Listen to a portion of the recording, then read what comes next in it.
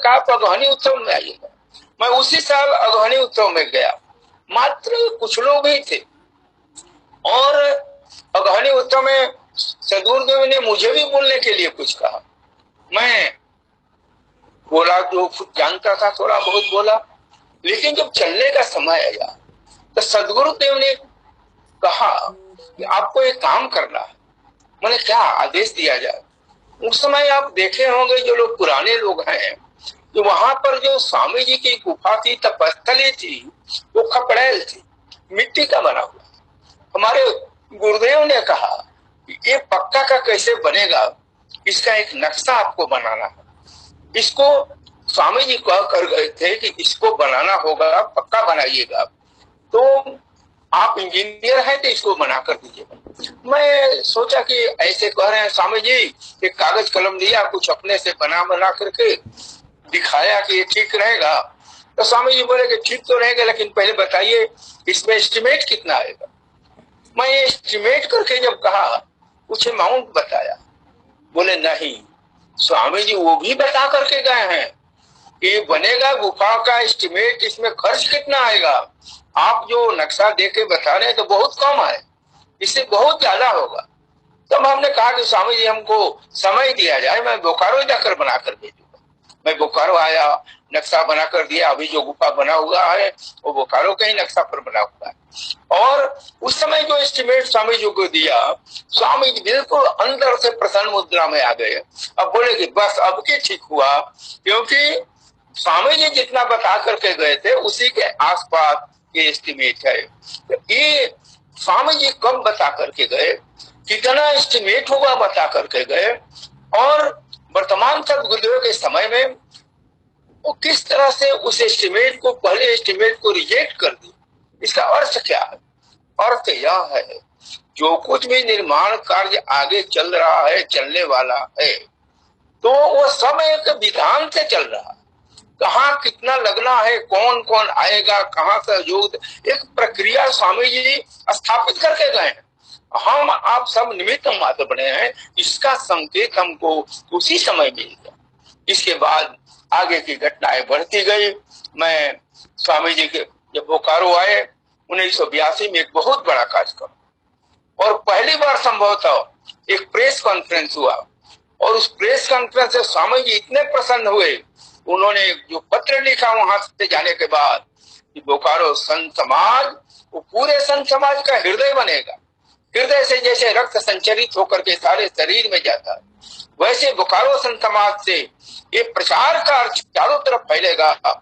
उस पत्र को, मेरे पास पत्र आया था, उस पत्र को पढ़कर सत्संग में सुनाया गया, सब लोग गदगद हो गए, और उसी समय से बोकारो का प्रचार बढ़ने लगा। एक बार स्वामी जी कलकत्ता से होते हुए बोकारो आए।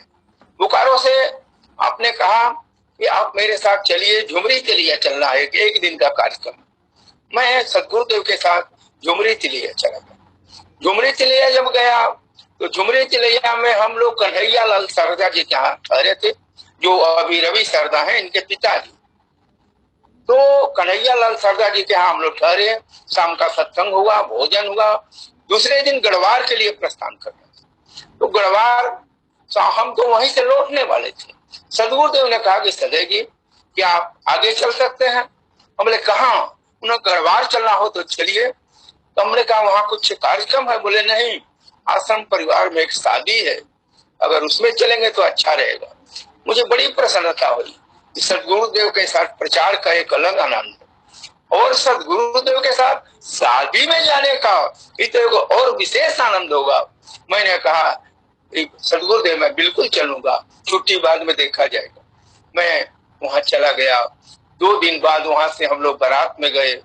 मैं घटना को बता रहा हूँ कि सदगुरुदेव कैसे एक शब्द में, एक वाक्य में कहाँ की बात कह देते हैं, और वो जीवन भर के लिए एक प्रेरक प्रसंग बन जाता।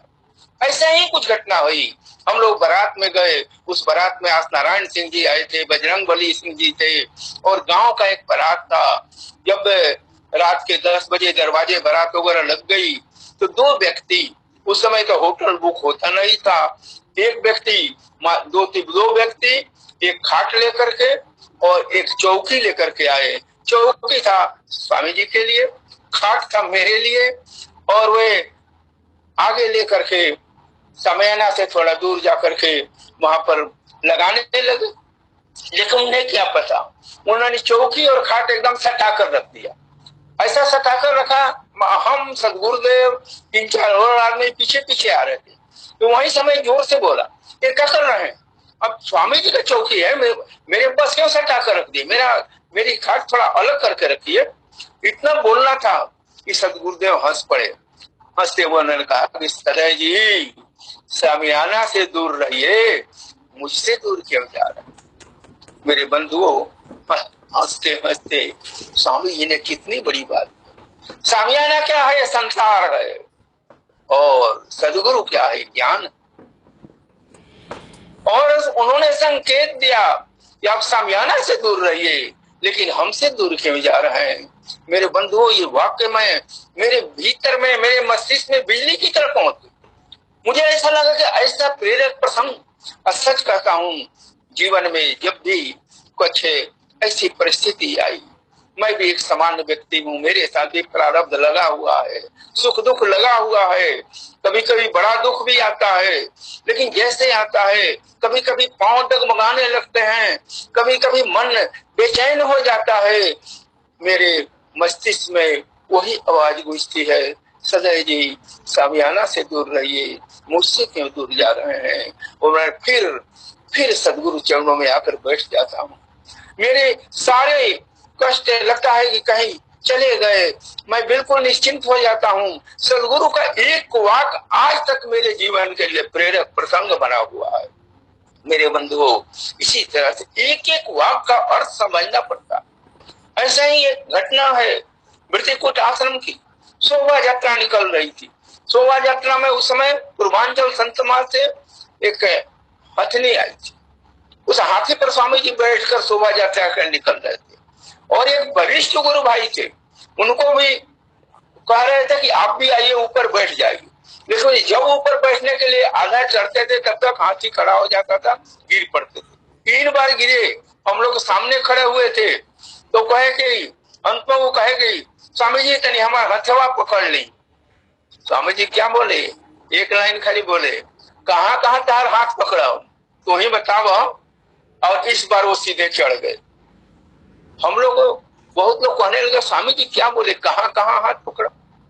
और देखिए उस समय, ये हमको याद है, जहां तक 80-81 की बात हो, मुझे थोड़ा थोड़ा सिद्धांत का बोध हो गया था, थोड़ा थोड़ा मुझे विहंगम योग की बात समझ में आने लगी थी। तो किसी ने पूछा कि स्वामी जी क्यों बोले कहाँ कहाँ हाथ पकड़ा? मैंने कहा, देखिए बहुत दूर की बात, एक यहाँ हाथी पर आपको दिखाई दे रहा है हाथ पकड़ने, एक सदगुरु और जगह हाथ पकड़ता है, मुक्ति में ले जाने के लिए हाथ पकड़ता है। और इसके लिए क्या कहा जाता है?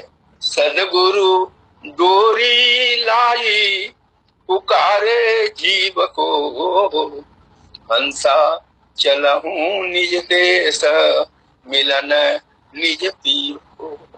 सदगुरु डोरी कहाँ की बात? यहाँ हाथी पर चढ़ने की बात है, यहाँ डोरी धराने की बात है। लेकिन सदगुरुदेव ने इशारा किया एक और डोरी का, जो सदगुरु की डोरी है, जो कहाँ ले जाते हैं?